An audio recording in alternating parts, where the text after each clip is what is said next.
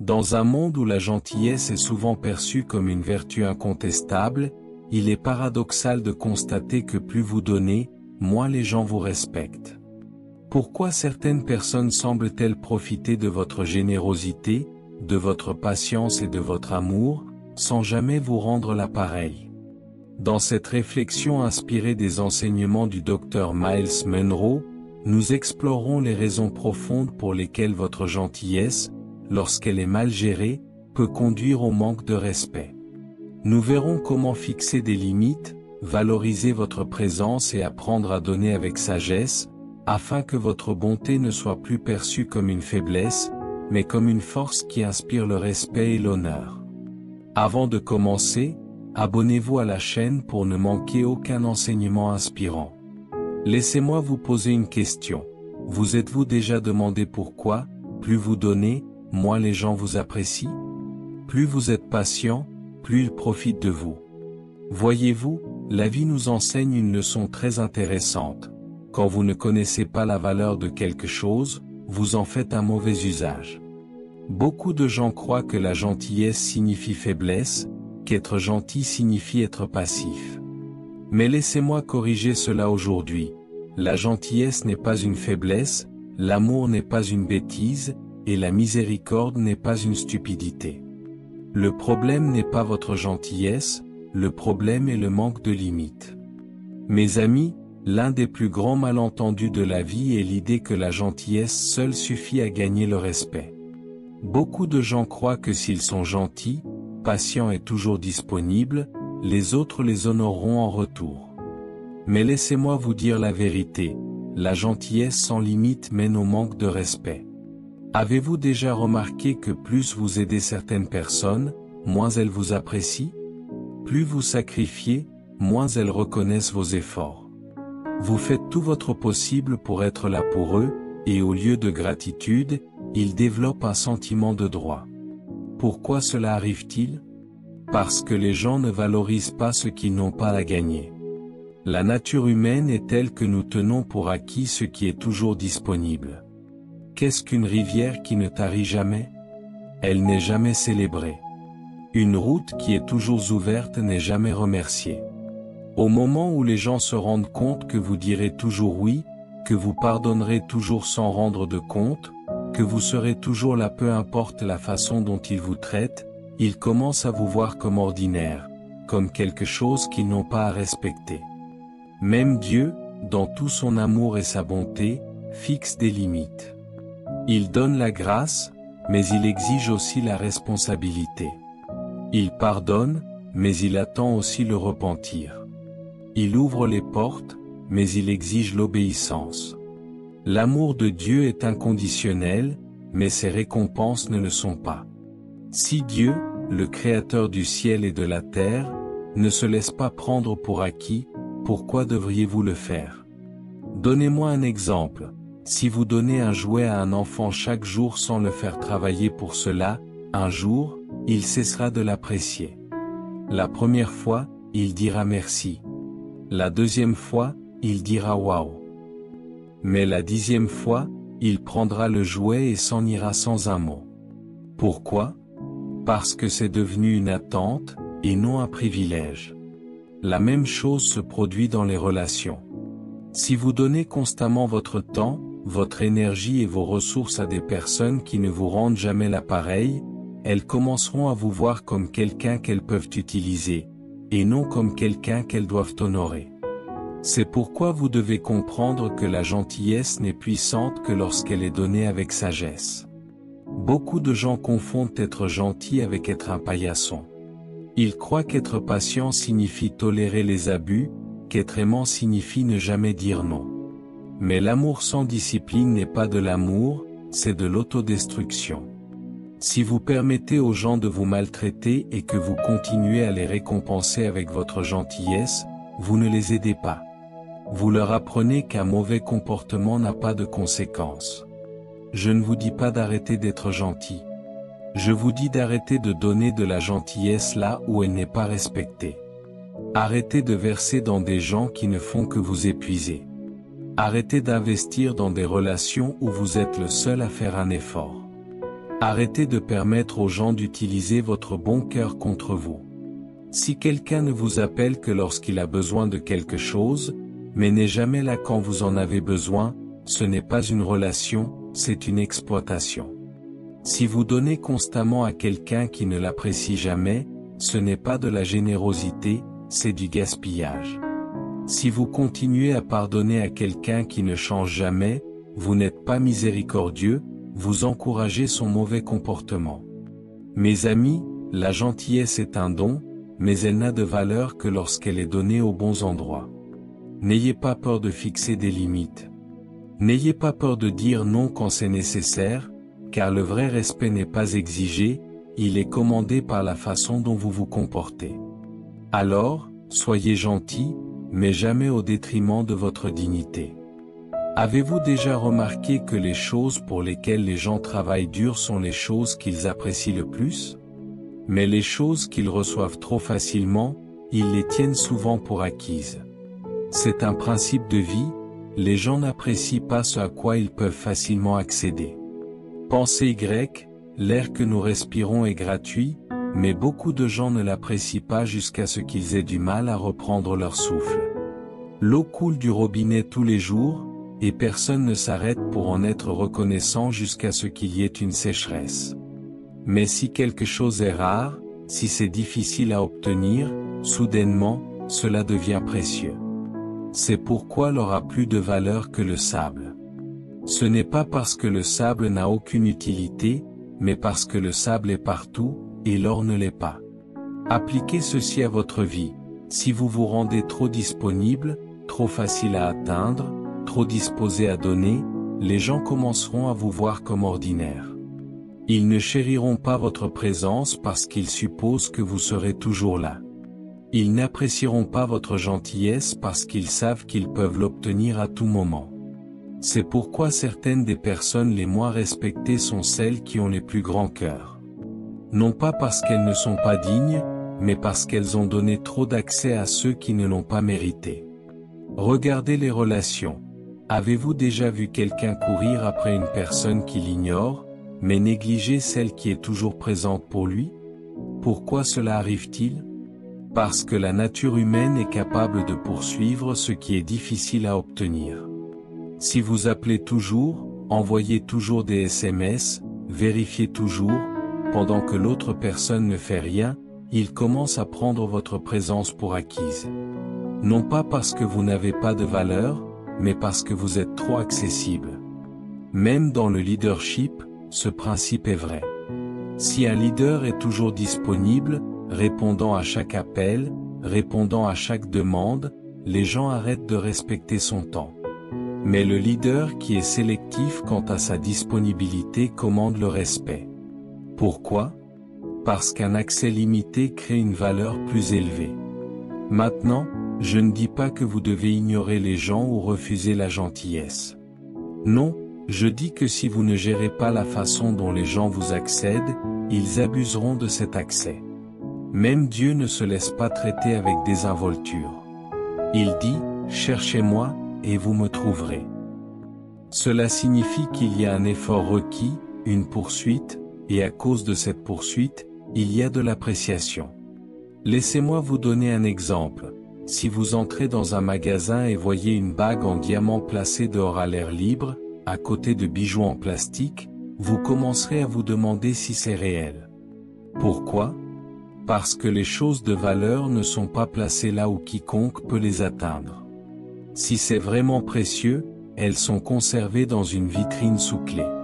Ce positionnement à lui seul augmente sa valeur. Il en va de même pour vous. Si vous vous rendez trop facile à atteindre, les gens remettront en question votre valeur. Certains d'entre vous sont épuisés, vidés et frustrés, non pas parce que vous n'êtes pas de bonnes personnes, mais parce que vous avez donné aux mauvaises personnes un accès illimité à votre temps, énergie et gentillesse. Et au lieu de l'apprécier, elles ont commencé à le traiter comme un droit plutôt qu'un privilège. Alors, quelle est la solution? Vous devez commencer à gérer l'accès. Tout le monde ne devrait pas avoir un accès direct à vous. Tout le monde ne devrait pas pouvoir exiger votre temps. Tout le monde ne devrait pas être autorisé à entrer librement dans votre espace. Parce que la vérité est que les gens n'apprécient pas ce pourquoi ils n'ont pas à travailler. Si vous voulez que les gens respectent votre présence, parfois, vous devez leur faire ressentir votre absence. Si vous voulez que les gens apprécient votre gentillesse, parfois, vous devez la retenir jusqu'à ce qu'ils apprennent à la chérir. Ce n'est pas de l'orgueil, c'est de la sagesse. Et la sagesse nous enseigne que votre valeur est déterminée non seulement par ce que vous offrez, mais par la façon dont vous vous positionnez. Alors aujourd'hui, je vous mets au défi d'arrêter de vous rendre trop accessible aux personnes qui ne vous honorent pas. Soyez gentils, mais soyez sages. Donnez, mais ne laissez pas les gens prendre. Aimez, mais ne laissez pas l'amour vous rendre aveugle au manque de respect.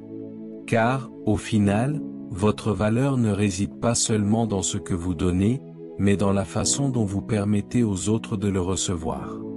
L'une des plus grandes erreurs que les gens font dans la vie est de penser que dire oui à tout les rendra plus respectés, plus aimés et plus acceptés.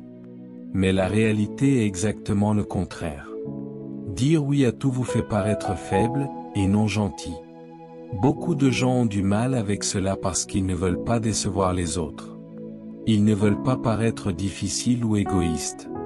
Ils veulent être connus comme la personne qui est toujours prête à aider, toujours prête à se sacrifier, toujours disponible. Mais que se passe-t-il quand vous dites oui trop souvent? Les gens arrêtent de valoriser votre temps. Ils arrêtent d'apprécier vos efforts. Ils commencent à supposer que votre gentillesse n'a pas de limite, et pire, que vous n'avez pas de normes. Pensez à cela, si vous ne pouvez jamais dire non, alors ce que vous dites vraiment, c'est que votre temps n'a pas de valeur, votre énergie n'est pas précieuse, et vos priorités n'ont pas d'importance. Et quand les gens voient que vous ne respectez pas votre propre temps, ils ne le respecteront pas non plus. Avez-vous déjà remarqué que les personnes qui disent toujours oui sont souvent les plus surmenées, les plus épuisées et les moins respectées? C'est parce que lorsque vous dites oui à tout, les gens ne le voient pas comme de la générosité, ils le voient comme une faiblesse. Ils commencent à supposer que vous n'avez pas la force de vous défendre, et la triste réalité est que lorsque les gens voient de la faiblesse, ils l'exploitent. Dans les relations, c'est vrai. Si vous dites toujours oui aux personnes qui vous maltraitent, elles continueront à vous maltraiter. Si vous dites toujours oui aux personnes qui ne vous rendent jamais votre gentillesse, elles continueront à vous prendre sans jamais vous rendre. Pourquoi? Parce que vous leur avez montré que vous n'avez pas de limite, et lorsqu'il n'y a pas de limite, il n'y a pas de respect. Regardez les personnes les plus respectées au monde, ce ne sont pas elles qui disent toujours oui, ce sont elles qui savent quand dire oui et quand dire non. Elles comprennent que leur temps est précieux, leur énergie est limitée, et leur objectif est trop important pour être gaspillé sur des choses qui ne correspondent pas à leur destin. Même Dieu ne dit pas oui à tout. Il aime inconditionnellement, mais il ne récompense pas la désobéissance. Il est miséricordieux, mais il exige aussi la responsabilité. Il donne, mais il attend aussi de l'intendance. Si Dieu lui-même a des conditions, pourquoi pensons-nous que nous devrions dire oui à tout sans poser de questions? Dire non ne signifie pas que vous êtes égoïste. Cela signifie que vous comprenez votre valeur. Cela signifie que vous reconnaissez que toutes les demandes ne méritent pas votre temps, toutes les demandes ne méritent pas votre attention, et toutes les opportunités ne correspondent pas à votre objectif. La capacité de dire non est l'une des plus grandes forces que vous puissiez développer, car elle établit une norme pour la façon dont les autres vous traiteront. Imaginez un restaurant qui ne ferme jamais. Il sert les clients 24 heures sur 24, sans jamais faire de pause. Au début, cela peut sembler impressionnant, mais avec le temps, la qualité de la nourriture baisse, le personnel s'épuise, et les clients commencent à le prendre pour acquis, car ils savent qu'il sera toujours ouvert. Mais un restaurant qui a des heures d'ouverture spécifiques crée une demande. Il établit une norme, et à cause de cela, les gens respectent son temps et apprécient son service. Le même principe s'applique à votre vie. Si vous êtes toujours disponible, les gens vous prendront pour acquis. Mais quand vous apprenez à dire non aux mauvaises choses, vous créez un espace pour dire oui aux bonnes choses. Les choses qui correspondent à votre vision, les choses qui vous apportent la paix, les choses qui respectent votre temps et votre énergie. Certains d'entre vous ont été épuisés parce que vous avez dit oui alors que vous auriez dû dire non. Vous avez essayé de plaire à tout le monde au détriment de votre propre bien-être. Mais aujourd'hui, je veux vous dire qu'il est normal de dire non. Il est normal de fixer des limites. Il est normal de protéger votre temps, votre énergie et votre paix. Car, en fin de compte, la vraie gentillesse ne consiste pas à dire oui à tout, il s'agit de savoir quand dire non. Beaucoup de gens croient que la vraie gentillesse signifie donner sans limite, être toujours disponible et ne jamais poser de conditions. Mais ce n'est pas ainsi que fonctionne la vie. Même Dieu, dans tout son amour et sa miséricorde, fixe des limites. Il donne librement, mais il attend aussi de l'intendance. Il pardonne, mais il exige la repentance. Il bénit, mais il exige l'obéissance. Si Dieu, le Créateur de l'univers, ne se laisse pas prendre pour acquis, pourquoi devriez-vous le faire? L'une des principales raisons pour lesquelles les gens sont méprisés est qu'ils ne gèrent pas l'accès à eux-mêmes. Ils croient que s'ils continuent à donner, les gens les apprécieront davantage. S'ils continuent à pardonner, les gens changeront. S'ils continuent à se sacrifier, les gens les aimeront en retour. Mais en réalité, lorsque vous donnez sans rendre de compte, les gens ne le voient pas comme de la générosité, ils voient ça comme une opportunité de profiter de vous. Regardez l'histoire du fils prodigue, le père était gentil, aimant et généreux, mais il a aussi permis au fils de faire face aux conséquences de ses choix. Il n'a pas couru après lui en le suppliant de rester. Il ne l'a pas forcé à apprécier les bénédictions qu'il avait. Au lieu de cela, il l'a laissé partir, et ce n'est qu'après que le fils a connu des difficultés qu'il a réalisé la valeur de ce qu'il avait. Cela nous enseigne quelque chose de puissant, les gens n'apprécient pas ce dont ils n'ont pas à être responsables. Si vous continuez à donner à quelqu'un qui n'apprécie pas, vous ne les aidez pas, vous leur donnez un sentiment de droit. Si vous continuez à pardonner à quelqu'un qui ne change jamais, vous ne faites pas preuve de miséricorde, vous leur apprenez qu'il n'y a pas de conséquences. Si vous continuez à dire oui à des gens qui ne font que vous prendre, vous n'êtes pas gentil, vous vous permettez d'être utilisé. Même dans la nature, Dieu fixe des limites. L'océan a une ligne de marée. Le soleil se lève et se couche à des moments précis. Les saisons changent dans leur ordre approprié. Tout fonctionne dans des limites. Imaginez si l'océan n'avait pas de limites, il inonderait et détruirait tout sur son passage. Imaginez si le soleil ne se couchait jamais, il n'y aurait pas de repos, seulement de l'épuisement. Quand il n'y a pas de limite, il y a du désordre, et quand il y a du désordre, il n'y a pas de respect. C'est pourquoi vous devez apprendre à donner avec sagesse. Aimez les gens, mais ne les laissez pas abuser de votre amour. Aidez les gens, mais ne les laissez pas devenir dépendants de vous. Pardonnez aux gens, mais ne leur permettez pas de continuer à vous faire du mal. Car la vraie gentillesse ne consiste pas à laisser les gens faire ce qu'ils veulent, il s'agit de les tenir responsables de la façon dont ils vous traitent. Certains d'entre vous ont été épuisés, non pas parce que vous en faites trop, mais parce que vous en faites trop pour des personnes qui ne l'apprécient pas.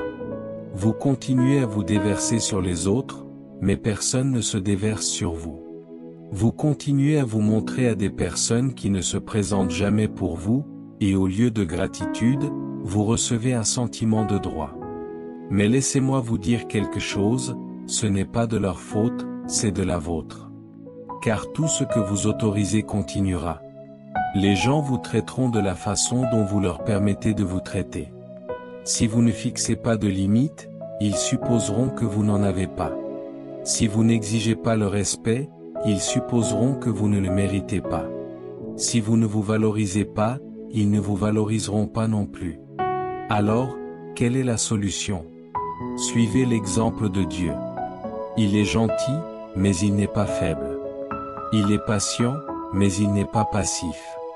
Il est aimant, mais il est aussi juste. Il donne, mais il attend aussi une responsabilité. Et à cause de cela, il est respecté.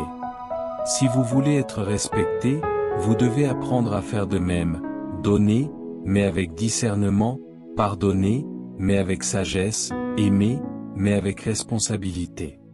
Car la vraie gentillesse ne consiste pas à dire oui à tout, il s'agit de savoir quand dire oui et quand dire non. L'un des malentendus les plus dangereux de la vie est l'idée que l'amour ne devrait pas avoir de limites, que la gentillesse devrait être inconditionnelle, et que la miséricorde signifie tolérer n'importe quoi. Mais ce n'est pas le vrai amour. L'amour doit être donné avec sagesse, et non avec folie. Beaucoup de gens croient qu'être aimant signifie toujours dire oui, toujours se sacrifier, toujours tolérer, peu importe comment ils sont traités. Mais l'amour n'est pas aveugle. L'amour n'est pas une faiblesse. L'amour ne se laisse pas maltraiter au nom de la patience. Le véritable amour requiert de la sagesse. Pensez à cela, si l'amour n'avait pas de sagesse, ce ne serait pas de l'amour du tout. Un parent qui donne à son enfant tout ce qu'il demande, sans lui apprendre la responsabilité, ne montre pas d'amour. Il prépare cet enfant à l'échec. Un ami qui vous permet de continuer à prendre des décisions destructrices sans correction ne montre pas d'amour. Il vous permet de vous détruire. Même Dieu, qui est l'amour lui-même, discipline ceux qu'il aime. Il corrige, il guide, il établit des normes. Son amour est inconditionnel, mais ses récompenses ne le sont pas. C'est parce que l'amour ne consiste pas seulement à donner, il s'agit de diriger, d'enseigner et de protéger. Appliquez maintenant ceci à votre vie. Certains d'entre vous ont été blessés, non pas parce que vous aimez trop, mais parce que vous aimez sans sagesse. Vous continuez à donner à des gens qui ne vous rendent jamais. Vous continuez à vous sacrifier pour des gens qui ne valorisent pas votre sacrifice. Vous continuez à pardonner aux gens qui ne changent pas, et au lieu que l'amour soit une bénédiction dans votre vie, il est devenu un fardeau. Mais ce n'est pas la faute de l'amour, c'est l'utilisation abusive de l'amour. Car le véritable amour ne donne pas seulement, il discerne. Il comprend quand dire oui et quand dire non. Il sait quand tenir bon et quand lâcher prise. Il ne tolère pas les abus, il ne permet pas les mauvais comportements, et il ne se sacrifie pas pour ceux qui refusent de changer. Regardez les relations dans votre vie. À qui donnez-vous constamment, mais elles ne vous reviennent jamais? À qui pardonnez-vous sans cesse, mais elles n'assument jamais la responsabilité de leurs actes? À qui aidez-vous sans cesse, mais elles ne montrent jamais d'appréciation? Si l'amour est unilatéral, ce n'est plus de l'amour, c'est un fardeau.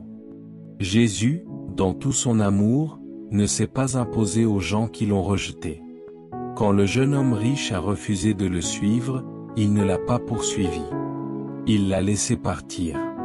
Quand les gens de sa ville natale l'ont déshonoré, il n'est pas resté. Il est parti.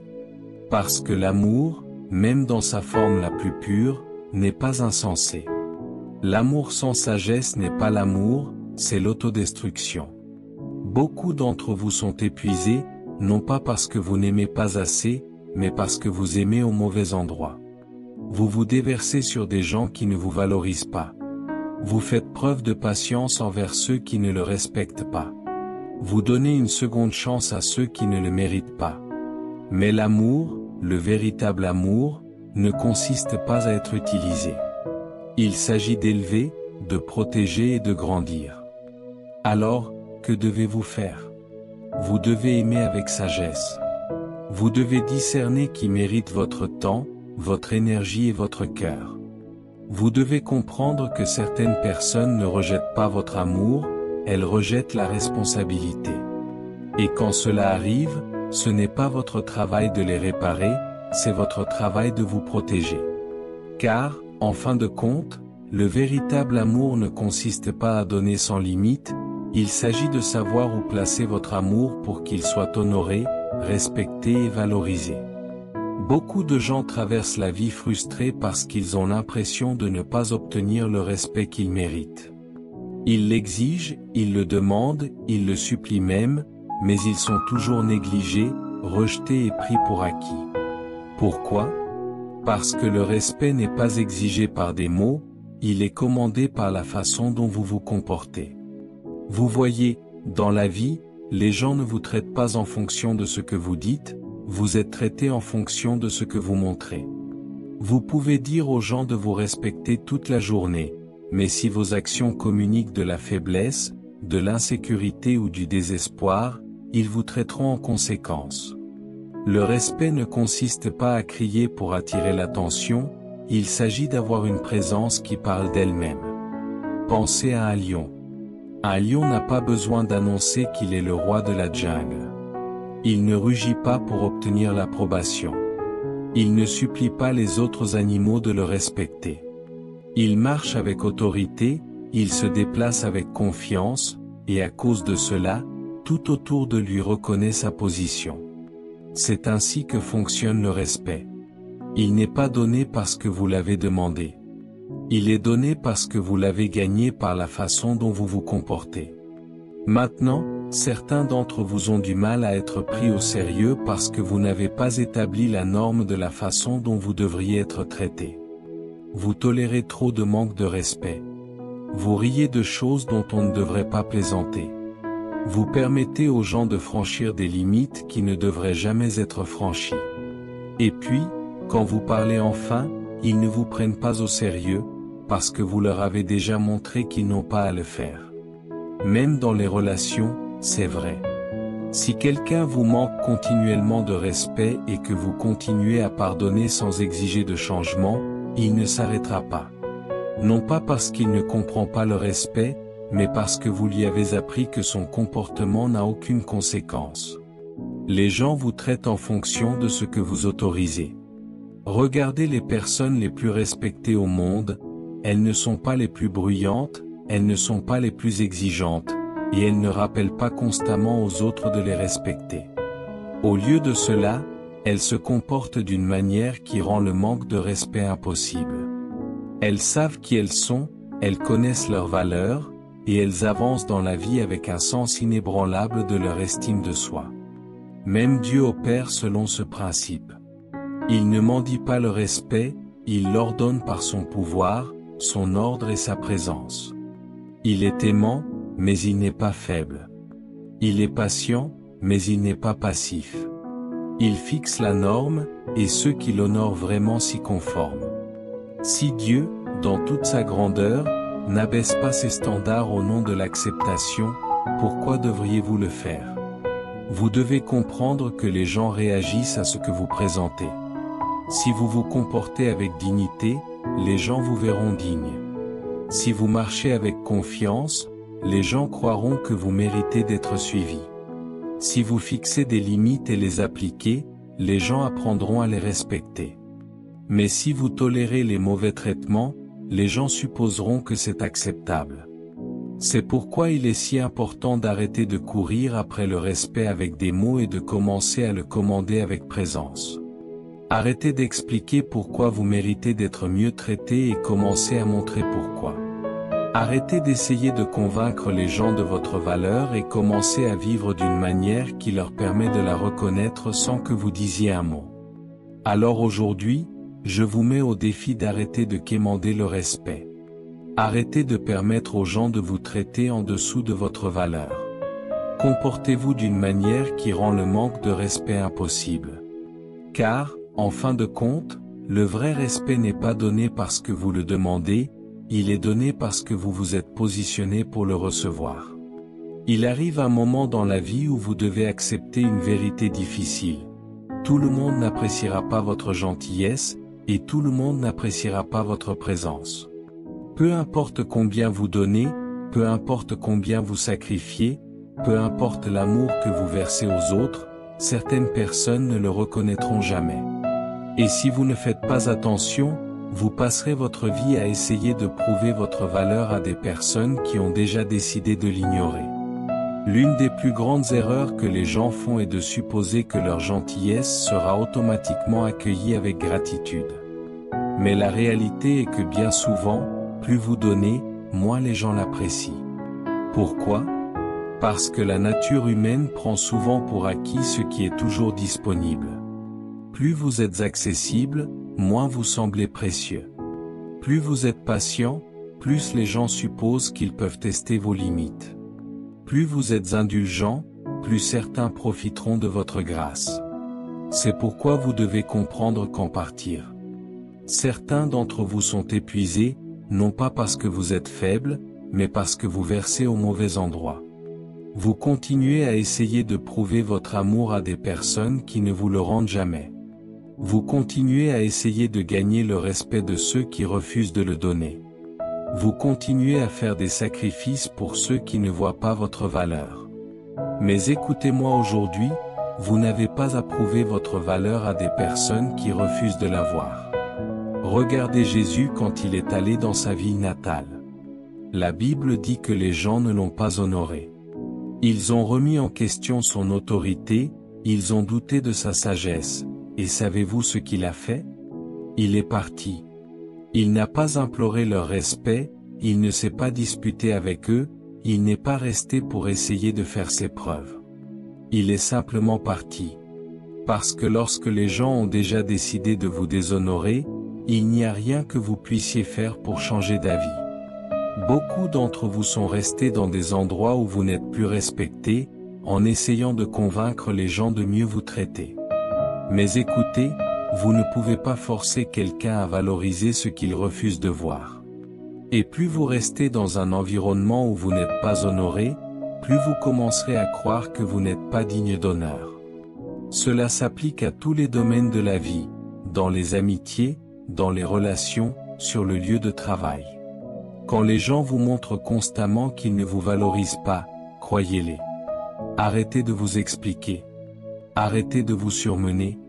Arrêtez d'essayer de faire voir aux gens votre valeur alors qu'ils ont déjà décidé d'être aveugles à cela. Parce que la vérité est que votre valeur ne diminue pas simplement parce que quelqu'un refuse de la reconnaître.